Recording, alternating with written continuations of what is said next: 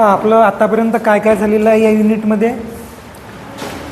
Centre tendency नावाचं जे unit आहे त्याच्यामध्ये आपण काय काय शिकलो. आपण मीन शिकलो, त्यानंतर मीडियन शिकलो, त्यानंतर मीनमध्ये हार्मोनिक मीन, जिओमेट्रिक मीन आणि वेटेड मीन एवढं आपण शिकलेलो आहोत.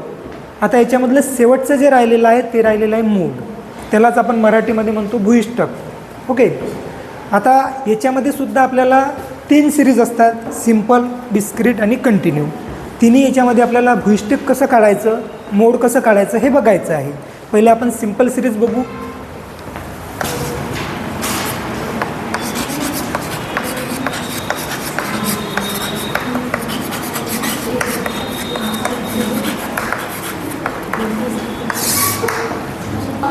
फॉर्म्युला देऊ. ओके, आता पहिलं आपल्याला सिम्पल सिरीज पाहिजे. सिम्पल सिरीजमध्ये काय आहे, एकदम सोपा फॉर्म्युला, म्हणजे याचा फॉर्म्युल्याची आपल्याला गरजच नसते.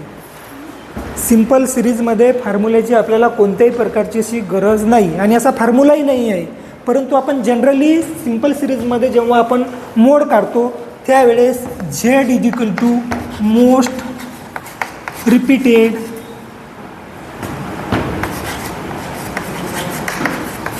आयटम हा फॉर्म्युला आपण यूज करतो. Calculate the mode from following data. पुढे काय दिलेलं आहे, इन्कम दिलेलं आहे आपल्याला. ओके, 10, 27, 24, 25, 29, 28, 29, 17, 29, 23, 29. ओके, आता हे जे प्रॉब्लेम दिलेला आहे, पहिले काय करायचं आहे आपल्याला, याची सुद्धा सिरीज अरेंज करायची आहे. ओके, आता सिरीज अरेंज करताना याला पहिले आपण एक सिरियल नंबर देऊन देऊ.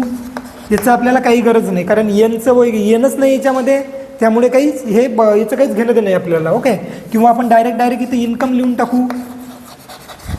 जे इन्कम आहे हे डायरेक्ट आपण याच्यामध्ये लिहून दाखवू.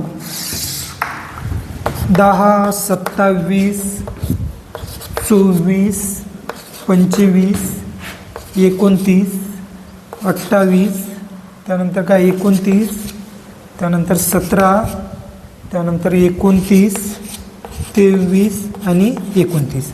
याला आपल्याला काय करायचं, सिरीज अरेंज करायची आहे. हे जो इन्कम दिलेला आहे याला अरेंज करायचं आहे. अरेंज म्हटल्यानंतर काय करायचं आहे, कोणत्या ऑर्डरनुसार, तर असेंडिंग ऑर्डरनुसार. यामधली सर्वात लहान संख्या कोणती आहे, तर 10 आहे. ओके, 10. त्यानंतर काय आहे, कोणती येते बघा, 17, त्यानंतर 24, त्यानंतर 23 आहे. ओके, 23, त्यानंतर 24, त्यानंतर 25, त्यानंतर 27, त्यानंतर किती, 28, त्यानंतर आता 29 किती वेळा आहे बघा, 29, 29, 29, 29 4 वेळा आहे. झाल्या सर्व संख्या. 3, 6, 9, 10, 11. हे 11 आहेत का, 3, 6, 9, 11. ओके, इथपर्यंत आपलं झालेलं आहे. आता आपल्याला इथं फक्त चेक करायचं आहे की याच्यामध्ये संख्या आता सर्वात जास्त रिपीटेड कोणता आहे. कोणती संख्या आहे याच्यामध्ये, 29. ओके, हे 29 ही संख्या आहे तुमची. तर जास्त वेळा कोणती संख्या आली तुमची, 29 आलेली. त्या व्यतिरिक्त अशा दुसऱ्या 2 संख्या आलेल्या आहेत कोणत्या, की जे जास्त वेळा आलेल्या आहे. आता इथं जर समजा 28, 28 2-3 वेळा असताना 29, 29, 29 असतं, तर याच्यामधला जो मोड आहे तो नॉट क्लिअर लिहायचा असता. परंतु याच्यामध्ये जर आपण 29 ही नावाची जर संख्या पाहिली तर ही किती वेळा आलेली, 4 वेळा आलेली. म्हणजे सर्वात जास्त जी संख्या आलेली असेल तो तुमचा काय आहे, तर मोड आहे. म्हणून इथं आपल्याला लिहायचं आहे Z is equal to most repeated item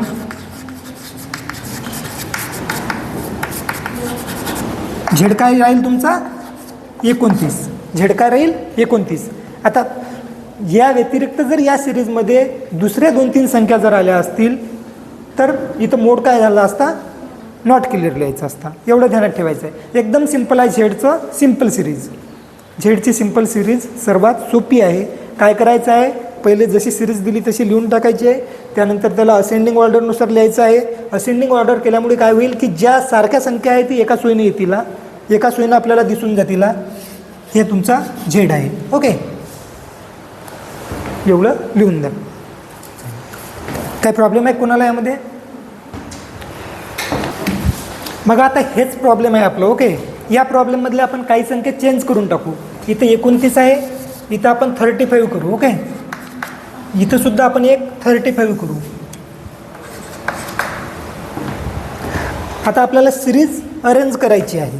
okay, आता सिरीज अरेंज केल्यानंतर आपण सर्व अशाच पद्धतीने राहील. फक्त याच्यामध्ये कोणत्या दोन संख्या वाढलेल्या आहे, यानंतरची संख्या आहे ती बिन सिक्वेन्सनुसार जरी घेतलं तर इथं 35 आलेली आहे, इथं 35 आलेली आहे. ओके, आता याच्यामध्ये दोन संख्या अशा आहेत की ते मोस्ट रिपीटेड आहेत. ओके, दोन्ही संख्या 29 जास्त वेळा आलेली आहे आणि 35 सुद्धा जास्त वेळ आलेली आहे. मग अशा वेळेस काय करायचं, तर इथं लिहायचं आपल्याला मोड इज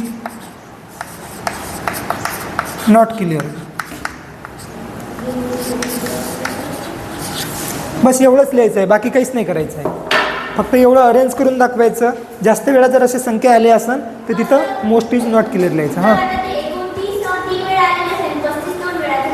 नाही तरी पण ते क्लिअर नसते, कारण दोन दोन वेळा एकच संख्या जर असली त्यावेळेस क्लिअर असते, अन्यथा क्लिअर नाही. मग नॉट क्लिअर लिहून दाखवायचा, कारण दोन दोन संख्या हे झालेलं आहे म्हणून. ओके.